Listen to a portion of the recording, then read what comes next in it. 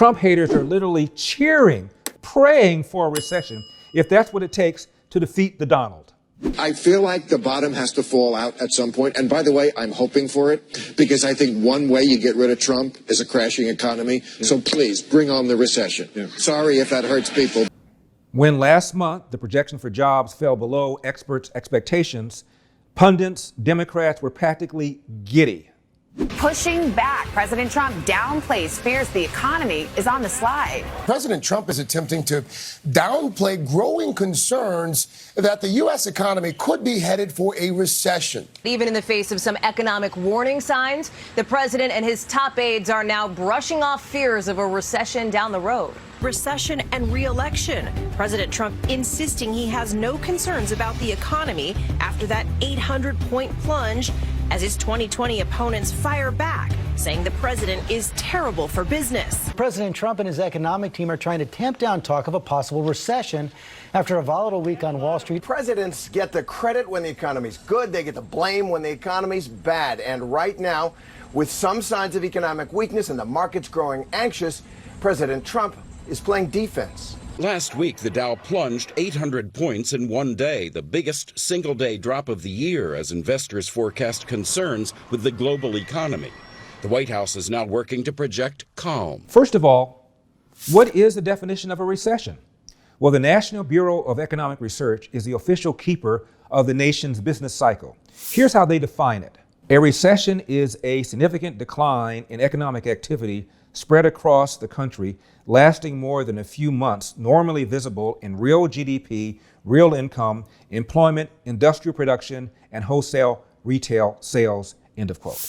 Now, others like UCLA economist Leo Hanian defines a recession as back-to-back quarters of negative economic growth. Whether you use the definition of the National Bureau of Economic Research or the definition of UCLA's economist Leo Hanian, under either definition, we aren't close to being in a recession. But neither were we in October 1992 when William Jefferson Clinton ran against George Herbert Walker Bush, who was running for re-election. According to Investors Business Daily, of the newspapers covering economic news, 90% of the news was negative. Only 14% of the economic news was negative the following month in November 1992 when Bill Clinton beat George Herbert Walker Bush.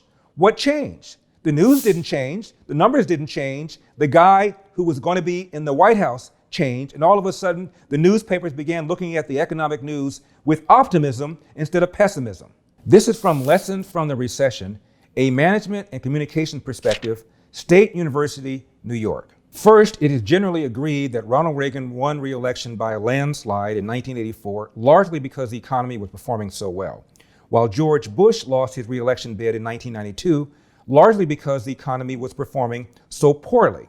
But they also write, quote, "It is difficult to avoid the conclusion that the highly negative view of the economy in 1992 was due in large part to widespread misperceptions about its performance and prospects, and that unduly negative coverage on network television played some major role in forming those misperceptions," end of quote. Now, the National Bureau of Economic Research, the official keeper of the nation's business cycle, says that the recession ended 19 months before the November 1992 election, yet the majority of the American people thought we were in a recession. Check out this headline from the New York Times 7 days after Bill Clinton took office.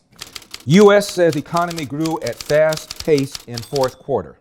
The economy grew at a faster than expected annual rate of 3.8% in the final quarter of 1992, the strongest performance in 4 years, the Commerce Department reported today. Yet look at this Gallup poll in 1992 showing the majority of Americans thought we were in a recession. This brings us to the 2012 PBS documentary that the Washington Post described as honest. Honest? In the documentary, they consistently describe the economic conditions during the race in 1992 and when Bill Clinton took over in 1993. They keep saying things like, there was a recession, he inherited a recession, one more time. When Bill Clinton got elected in November 1992, the economy was on its 19th consecutive month of positive economic growth, and in George Herbert Walker Bush's last full quarter, GDP growth grew 3.8%. some recession, yet here's how the documentary put it. Heading into the fall, Clinton had surged ahead of President George H.W. Bush and third-party candidate Ross Perot. With the economy still faltering, Clinton had found his issue and his voice. As Clinton took office in the winter of 1993, the economic crisis that had propelled him into office showed few signs of abating. We had had a recession, we had high unemployment, and there was a lot of uncertainty about whether the United States was going to get on its feet again, or whether we could be in for a long period of real difficulty. So he came into a very difficult environment. A recession? Again, the National Bureau of Economic Research says the recession began in July 1990 and ended in March 1991, well before Bill Clinton ever set foot in office. It is simply not true. Sigh. The National Bureau of Economic Research says the recession began in July 1990 and ended in March 1991. Yet the American people were convinced in November 1992 we were in a recession. Why? The drumbeat of negative economic news, and that's exactly what they're trying to do with Donald Trump's economy right now. I want to leave you with a major economics 101 lesson from the great Dodger broadcaster, Vin Scully. Socialism failing to work as it always does, this time in Venezuela. You talk about giving everybody something free and all of a sudden there's no food to eat. And who do you think is the richest person in Venezuela? The daughter of Hugo Chavez. Hello. Anyway, 0-2. We end with this. A number of people, having seen me throw out the first pitch at Dodger Stadium, say, "Yo, Sage, why did you go into political commentary and not become a Major League Baseball player? After all, your first pitch was better than that thrown out by John Wall, the #1 NBA draft pick, and 50 Cent. Check it out."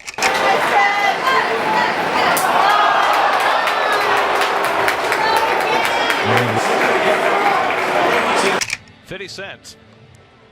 Curtis Jackson? Curtis Jackson. And his first pitch was not great. Just a bit outside. What can you say?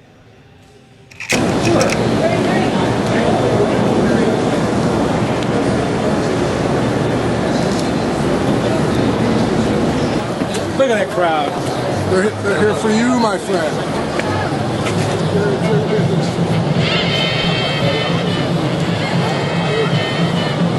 It's time for today's ceremonial first pitch. To do the honors, we welcome an LA native who is known as the Sage of South Central. He's a best-selling author and radio talk show host that can currently be heard Monday through Friday mornings from 9 a.m. until noon on 790 PBS. Please welcome Larry Elder.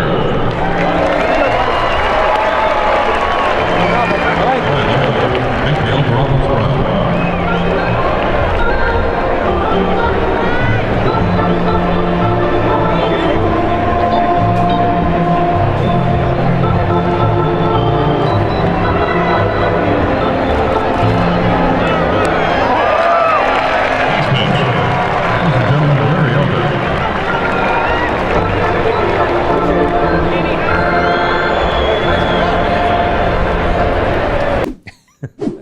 Move over, Sandy Koufax.